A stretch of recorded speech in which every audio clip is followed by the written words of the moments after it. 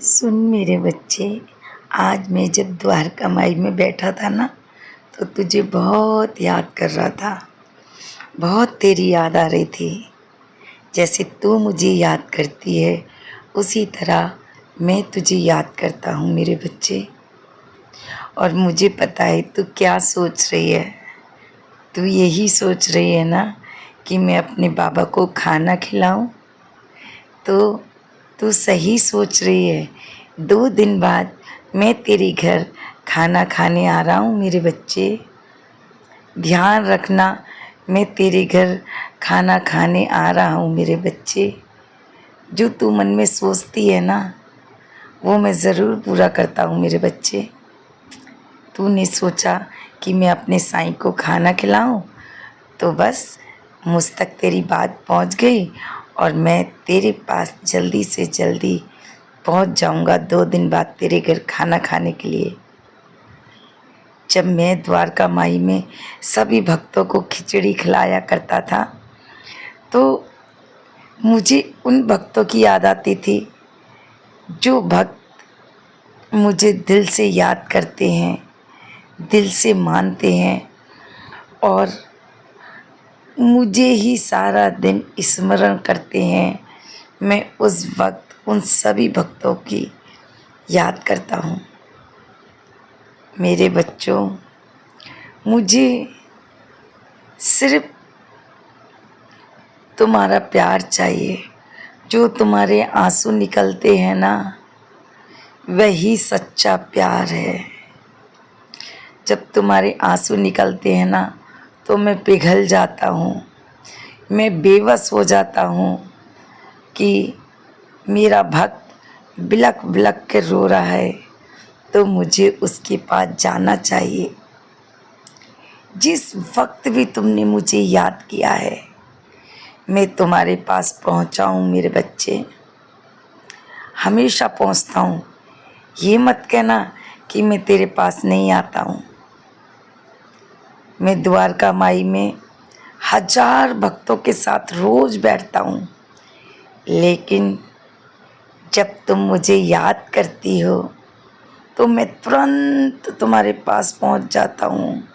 किसी न किसी रूप में तुम्हारे पास पहुँच जाता हूँ। चाहे वो साईं सचित के अंदर दर्शन हो, चाहे तुम्हारे घर के मंदिर में दर्शन हो, चाहे तुम किसी रूप में भी मेरे दर्शन करो, लेकिन मैं तुम्हारे पास पहुँच जाता हूँ मेरे बच्चे। तुम्हारा जीवन इतना सुखी बन जाएगा, इतना सुखी हो जाएगा कि तुम्हारे ज़िंदगी में कोई दुख नहीं रहेगा। अभी तुम मुझसे बहुत कुछ मांगती हो, लेकिन कोई बात नहीं, मैं तेरी हर इच्छा पूरी करूँगा जो तुम लोग मांगते हो। मैं कभी असत्य नहीं बोलता द्वारका माई में बैठकर। आज भी मैं द्वारका माई में ही हूँ। ये तुम मत सोचना कि मैं चला गया हूँ, मैं कहीं नहीं गया हूँ। मैं हर वक्त द्वारका माई में बैठा होता हूँ, समाधि मंदिर में बैठा होता हूँ, चावड़ी में बैठा होता हूँ बच्चे।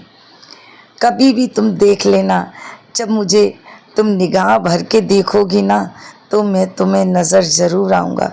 जब तुम मेरी द्वारका माई की तरफ देखोगी, मुझे निगाह भर के देखोगी, तो तुम्हें ऐसे लगेगा कि मैं पलके झपका रहा हूँ। मैं भी तुमसे बात करना चाहता हूँ मेरी बच्ची। जब तुम द्वारका माई में आते हो ना, और जब तुम मुझे निहार कर देखते हो, और जब तुम्हारी आँखों से जो आंसू निकलते हैं, उससे मैं पिघल जाता हूँ।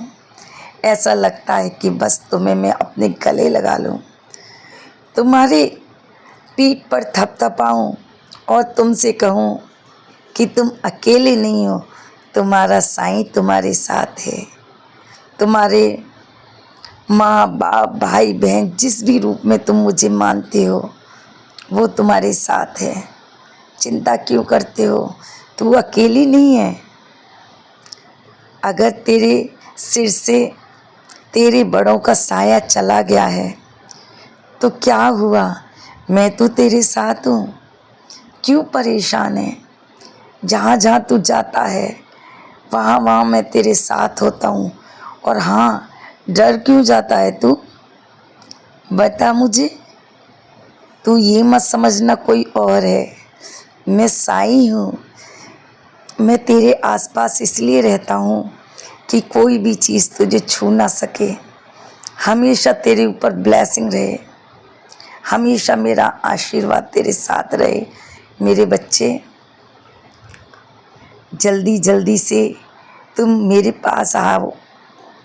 और तुम मेरी जब द्वारका माई में बैठोगे ना, तो मुझसे जो तुम्हारे दिल में सवाल चल रहे हैं वो मुझसे ज़रूर पूछना, और मैं उसी द्वारका माई में तुम्हें वो जवाब दे दूँगा। तुम देखना, जैसे ही तुम जो सवाल करोगे वो मैं तुम्हें जवाब ज़रूर दूँगा। मेरे बच्चे, मुझे पता है तुम्हारे कितने सारे सवाल हैं। जब द्वारका माई में तुम बैठते हो तो सिर्फ उन्हीं चीज़ों को मांगते हो जो तुम्हें चाहिए। लेकिन बच्चा, धैर्य रख, श्रद्धा और सबूरी रख। जहाँ श्रद्धा सबूरी होती है वही मैं होता हूँ। हर पल, हर घड़ी, हर जगह मैं अपने भक्तों पर कृपा करता हूँ। मेरे हजारों हाथ हैं, लाखों करोड़ों आँखें हैं जिन भक्तों को मैं देखता हूँ। एक समय में मैं हजारों अपने भक्तों के पास होता हूँ। हर भक्त मुझे बुलाता है, मैं तुरंत वहाँ पहुँच जाता हूँ। ऐसा नहीं है कि अभी तुम्हारे पास हूँ और जो मुझे याद कर रहा है उसके पास नहीं हूँ। मैं हर किसी के पास हूँ। मेरे अनंत रूप हैं, एक रूप नहीं है मेरा। जब तुम मेरे स्वरूप देखोगे, हर स्वरूप मेरा अलग नज़र आएगा। मेरे बच्चे, तुम्हें